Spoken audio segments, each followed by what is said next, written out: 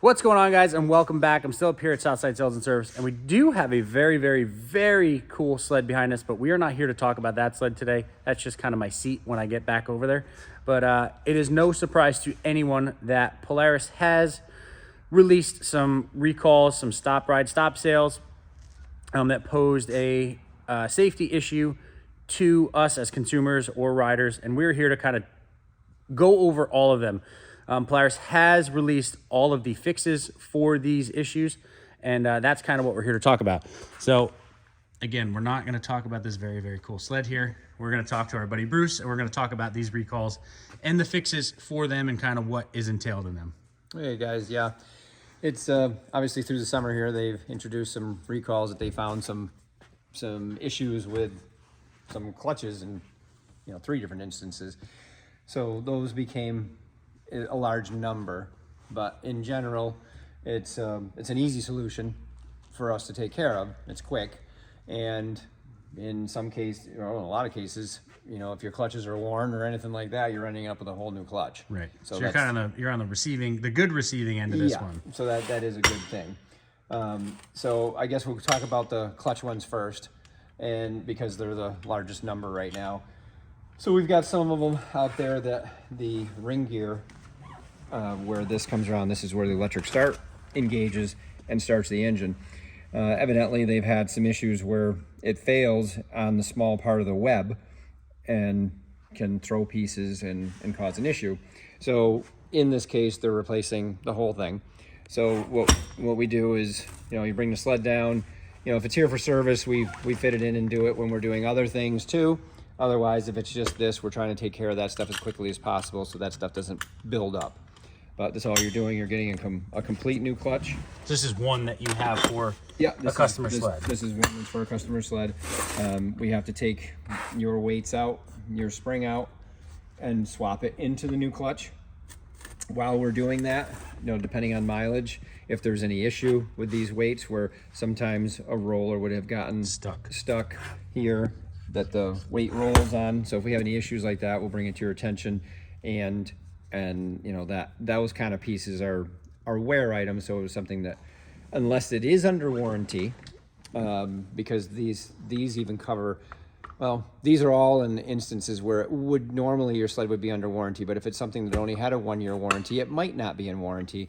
So this might not be covered under that.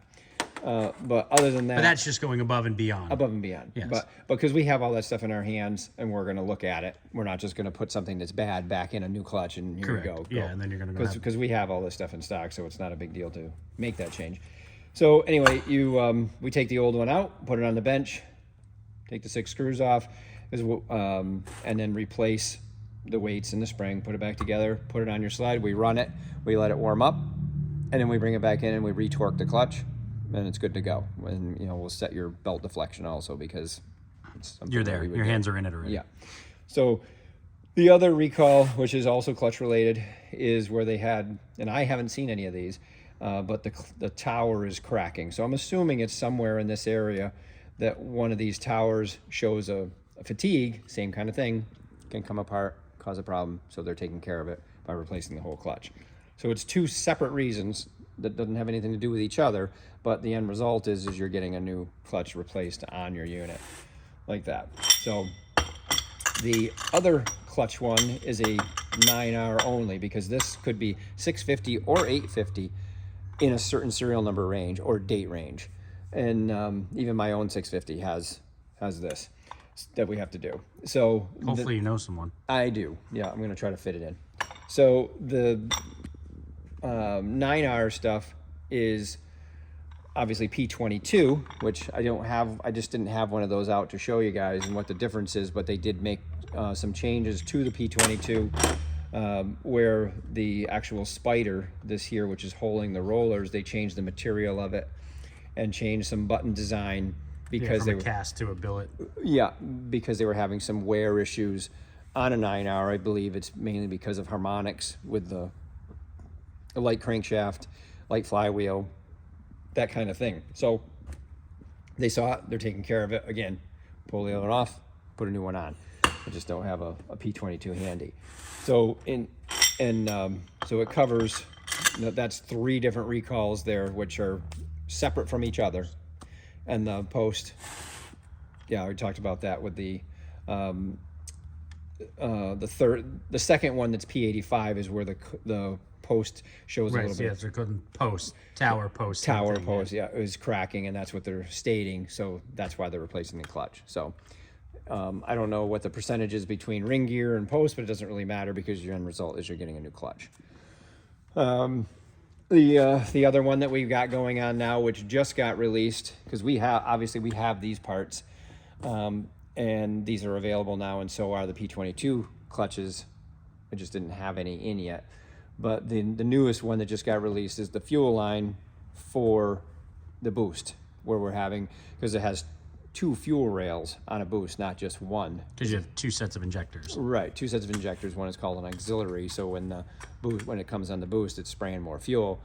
The connector that goes between that is a small hose, and evidently they've seen some leak there. Obviously, it's a safety issue, right. So we're changing Fire. that. We're changing that hose out and fitting area, and taking care of that. That stuff is going to be available next week, where it starts shipping to us. Right. So this video, they already might be shipping when this video goes live. Yeah, I think it's like around the 15th. Right. Yeah. So it might be the day of this video. Yeah. But either way, so that fix, parts for that fix are coming. Clutch parts are here. They can get the stuff done. We bought clutches. We have them set here, and because we have to align it with the serial number, obviously, and take care of it. But nonetheless, we have that. One that we did forget to talk about is actually the RMK handlebar hooks. It came out a little while ago, so it wasn't not on our brain when we were doing this video. But RMK handlebar hooks, you could either bring it to your dealer, but there's actually a self repair kit. You have to go online. You got to kind of find the link, but pretty much they will send you the new parts, the new handlebar hooks, along with an Allen key, and then you need to send the old hooks back. And once they receive the old hooks, then your serial number will be cleared. If you do not send the old hooks in, you're going to continue to get recall notifications because it's not cleared off their website. And back to the video. Yeah.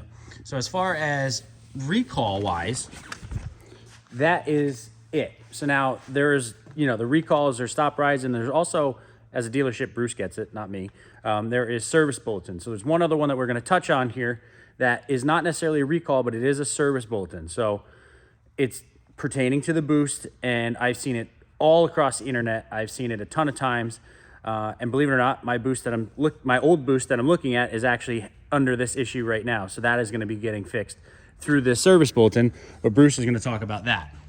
Yeah, so right when we started delivering some of these, they started to show a little oil leak where it was dripping dead center under the engine. And it's an oil pump which oils the turbo. And it doesn't seem to be an issue when it's running. It only is an issue when it's parked. But nonetheless, you have oil dripping out of your snowmobile. Right. So, which is not right. No. So that is that is not a stop sale or stop ride like Jesse said. It's just a service advisory that we have to, if we see that issue, it's basically a fixes fail. So we have those pumps. That pumps are available, and we have to pull the bottom of the pan off and replace that pump under the engine. Right. So if you do see a little puddle of oil kind of sitting underneath your boost, you haven't started it in a month or 2 months, and all of a sudden there's oil there, 99.9% of the time it's going to be that oil pump. Yeah. So talk to your dealership. If you're local, talk to Bruce and bring it in, and that'll get replaced. But that is kind of the fixes, the issues that we're seeing, and the recalls. And but they're all spoken for now. Yeah, everything is covered. The stuff's coming through, so we can get this stuff done and be ready for when it starts snowing. Right, because that's going to be here before you know it. So contact your dealer, get a scheduled appointment set up, bring your sled in, get the work done, and be ready for the wintertime. But that is going to do it for this video, guys. If you have any questions, comments, I'm sure this is going to be probably a pretty big video because no one's really touched on this yet. But put them down in the comments. I'll be happy to get back to you. If I don't know the answers, I'll get with Bruce and get you an actual answer. But that's going to do it. Make sure to like, make sure to subscribe, and we'll see you guys in the next one.